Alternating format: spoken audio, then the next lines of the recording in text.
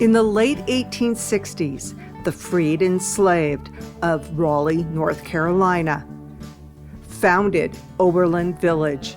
It was the largest Reconstruction-era black settlement in the county. By the 1880s, approximately 160 families lived in the village. They established churches, a school, and by 1892, Lotta University.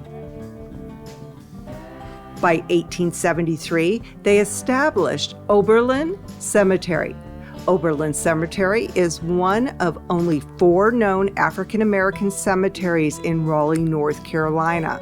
Oral history tells us that the area was once a cemetery for the enslaved and later for the freed.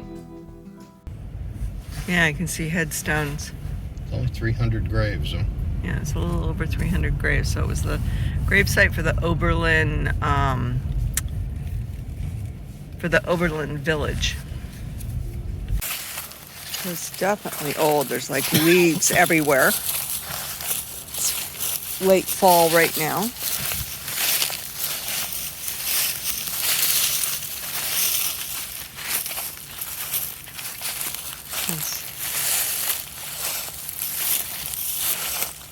This one that got knocked over, you can't even read what it says. These are probably some of the oldest ones. They're Mason, the Dunstan family, because that's like 1890. Some of these are unrecognizable, but it's the Dunstan family. This one's 1905. There's also a 1922 on there, but you can see that it's got the Mason symbol on it. Let's take a walk through. Now, I discovered this kind of at last minute as we were leaving the Raleigh area. It's a beautiful neighborhood that this is in. So I didn't get to research it a whole lot.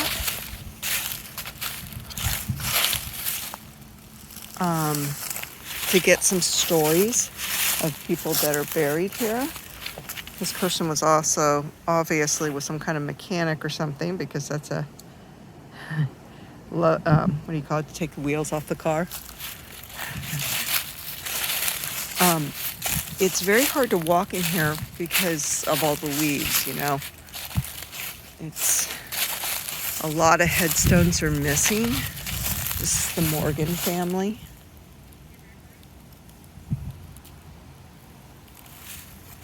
It looks like there's a lot of missing headstones here. Because you can see sunken in areas.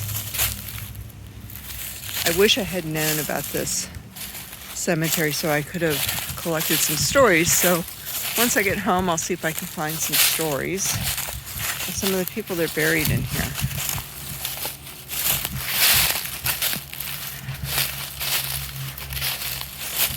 I'm kind of nervous walking through here because I don't want to walk on top of graves with all these leaves here.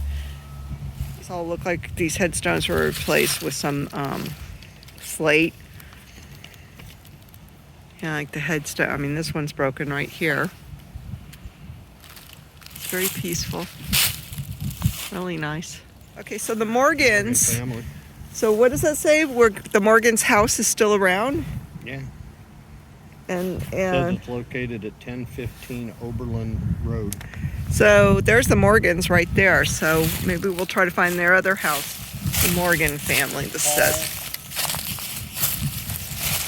Paul Turner and Willis. So here's a headstone right here. Maybe even graves. So this tree is marked to be removed. So this is their... To be honest with you, the tree was planted probably about the same time the Morgan family was laid to rest. Yeah. So here's Hortense. She died in 1934. William, careful that goes down. William Morgan, 1950. So all these guys were born after emancipation. So they are descendants. And there's the Williams. What were some of the other names? Paul. Here's I mean, the older plot should be in front.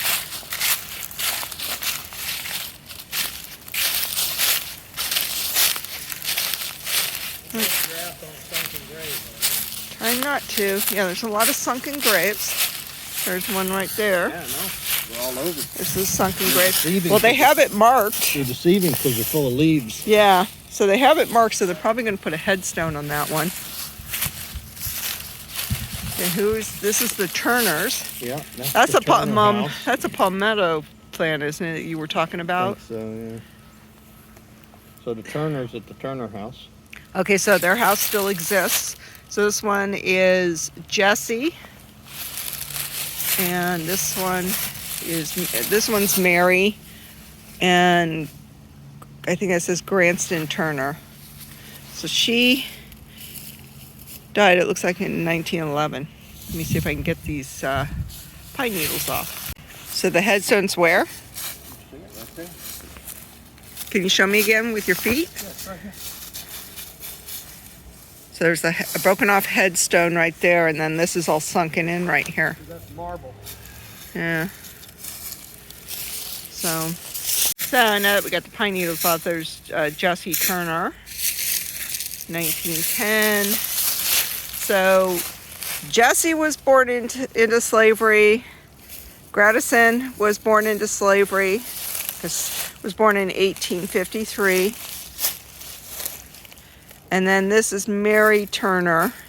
So by the date, this looks like her parents, and then Mary was born in 1886. So that must be the daughter. So, and then somebody planted these. Mr. Martini says those are palmetto, which is very prevalent in the South. So their house still exists, so we'll drive past their house. No, those are aren't those markers for rows? That says W. That says. Oh, does it? Yeah. So I got James. Yeah, there's something broken off there, but That's this definitely is. a sunken Yeah, grave. this is all sunken in right here. It's actually very big. Did you find something? It's just a rock. Piece of the headstone. Believe me, they got plenty of quartz and granite myself. So this is the Webb family. Was the Webb family one of the names? No. So Samuel Webb was born in 1865. Civil War ended in 65. So he was born the year of emancipation. The only reason I know the names of the ones with the houses named after, we got Turner, Hall, Grade, and Morgan. So we're assuming we don't want to go too deep into the cemetery because of the leaves. It's hard to see the graves, and we don't want to walk over somebody's grave. So there's shells that were left here. See the shells? Mm-hmm. Webb family. This is the Webb family. So Yeah. this was one of the people whose houses still exist. I believe. So Double check that. Turner, Hall. So Webb's not one of them. No. Okay, so their house doesn't. Well, again, this is just people whose houses have been designated. Right, whose houses still exist. So the Webbs were not one of them. So there look like there's headstones in there, but I'm not going to walk into their plot to see who they are. But right here, these shells are really old. Very old shells. Who knows when they were put here. So there, and there. So this is Priscilla Hunter. She was born in 1845. So she was definitely born before the Civil War. Civil War was 1860 to 1865. She died in 1917, and it says she was the sunshine of our home. Oh, that's so nice. So this whole area here is the Hunter plot. So see, it's all designated. They probably have to identify it before they can. Yeah, this is all sunken in, and you can see there's a little yellow pin flag. So it's marking that there's a grave there. We're seeing a lot of those pin flags.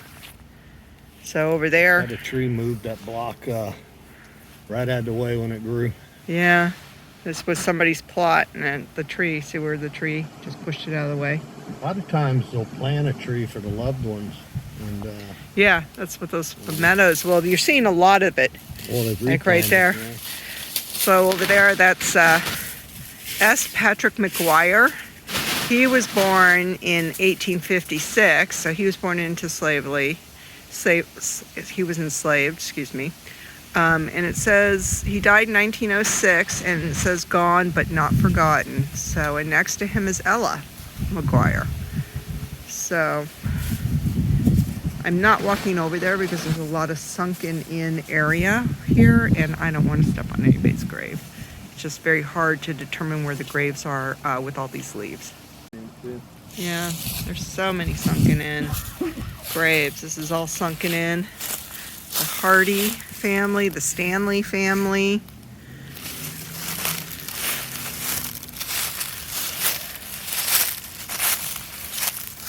What do you think this was that somebody put next to the grave? This cone? Something served to get together. Yeah, it's been there a long time. No writing on this side. I think they made it out of metal so it would last. If anybody knows what that was for, why somebody would put that there, Class clown. it's a Daniel Williams, Ed Haywood, died December 1912, age 55, had a Henrietta, God, if I can say her name, Henrietta Haywood, and she died in 1908 and gone but not forgotten. If anybody knows what this is for, let me know. I mean, it's obviously something that has to do with them. There's these large posts right here. So this looks like it was a family plot, and there's several sunken in graves. You see them? So that's one of the nicest ones that we've seen. That was zinc. That's probably why it's lasted so long. Nora Taylor. That might have been one of the houses. She died in 1926. This is like a family plot. And you can see this types of area, and then you know it's the family plot. So this says Anderson on the side. The sides of this have been pushed in, just from time. But there's nothing on it that says, death date or anything like that. But it's a beautiful headstone. Most of these say on it, gone but not forgotten. There's a Ophelia Shepherd.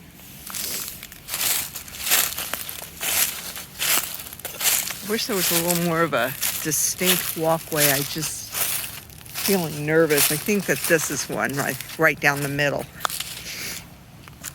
But all these, I mean, you can see the pin flags and everything. They're all sunken in.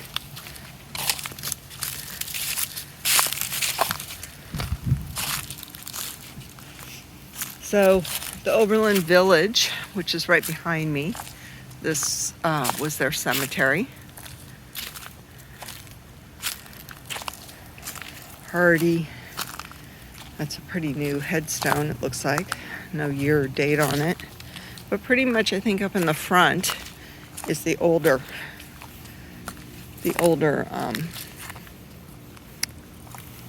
graves. The Pettifor. So Pettifor Hardy. Here's Pettifor. It's got a Mason symbol on it. It's got a medical symbol on it. William here was born in 1893, died in 1956. So here's Jesse Pettifor. Looks like Jesse was born right at the end of the Civil War in 1865 and died in 21. So there's the end of the cemetery back there where that building is. So here was a Mason. Yeah, I saw that. So there's the parking lot that you park in over there behind that building. Make out what?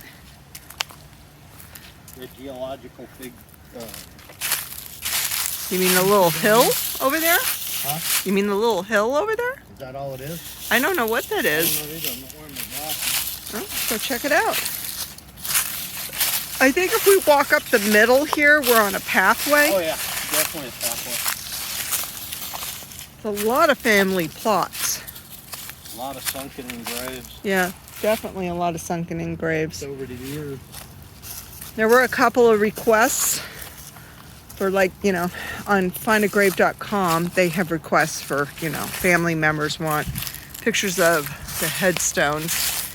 But there's a lot here that's missing. So, Higgs, Battle, Irving Battle, 1900, 1934. This whole grave. So Irving Battle here, his whole grave is sunken in. You see that? So towards the back here, there's a lot of missing headstones. Walk along the back of his headstone. So these headstones, they get, you know, these graves get sunken in like this because the casket collapses. So a lot of times it's maybe they just put the body in, or the casket itself broke down. So in remembrance of our dear mother, Temple Bobbitt, Tempe Bobbitt, Higgs, there's another name. I'm not going to go any further because to me this looks like grave. Yeah, so we're not going to go in that area because there's all sunken areas that we want to respect the land and the graves. And Kind of thinking these little white pipes. Uh-huh. Row, but I don't know. Yeah. Gotta be respectful. It's hard to walk through a graveyard like this. Yeah, those are probably the worst I've seen so far sunken in. So here's a real old one towards the back. It says she was born 1826 and that she died in 1884 or 1. Actually, that looks like a 4. Yeah. You can see how old these used to stand up, and it would have some kind of chain going through it right there. And there's like several of them. So It's like it marked off a plot, family yeah, plot. so these were kicked over. These like were. You said, they used to be standing up like that. Yeah. And they've fallen over. All of them. And there's the one standing. Well, you can see there's a sunken in grave here. And there's all, see how it's all kind of up and down? There's many graves inside this plot. Well, 300 graves on less than 3 acres. Yeah, and there's definitely not 300 headstones. No. So this is Chapman Alexander. Chapman looks like he was born, let's see, he died 1893, and his wife Sophia, she died in 1898, but doesn't have their birth date.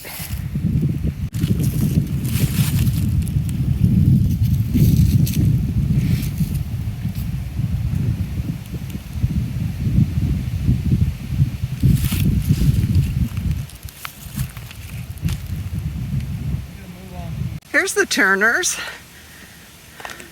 John and Lula Turner. John died in 22. Actually, Lula died in 1911. it says daughter Lula. Daughter. It's got the Oddfellows symbol on it on the right, and then the Mason symbol on the left. So the Turner house is around the corner.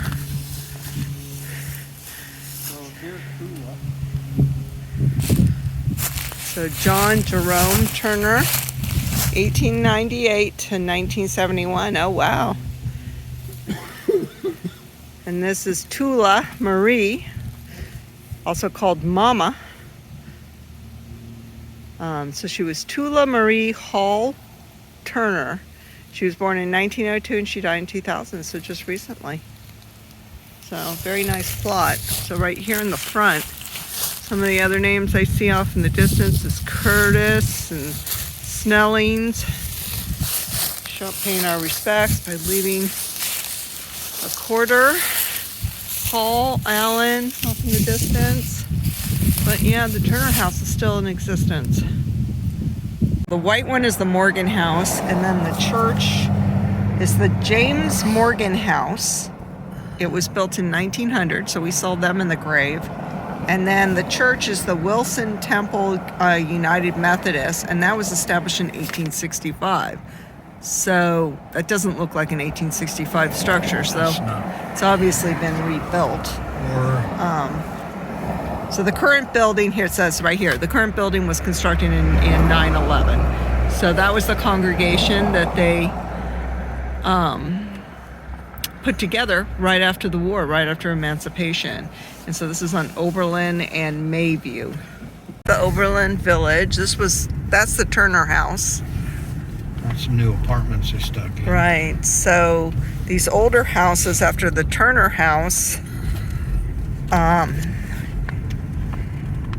is the Hall House. We saw Mama Hall, so that's right there, and that's got placards on it too. So these two houses. This church, the Oberlin Baptist Church, that was founded in 1880, but this house right here, the green one, that one is the Willis Graves House. Original site was 802 Oberlin Road, and then they moved it and it was built in 1884. And then in 2018, the house was relocated to its present stop. And then next to it, the one on the other side, which we can't see from here, but we'll pull up to, They have a sidewalk. is the Plummer T. Hall House. And that one is 1880. And we saw Mama Hall. She was a Turner, and that was just a couple doors down is the Turner House, which is the white one. Past the apartment. So it says Oberlin Baptist Church, founded in 1880, rebuilt 1955 by Reverend G.D. Davis, pastor. So this building looks a lot older than that one.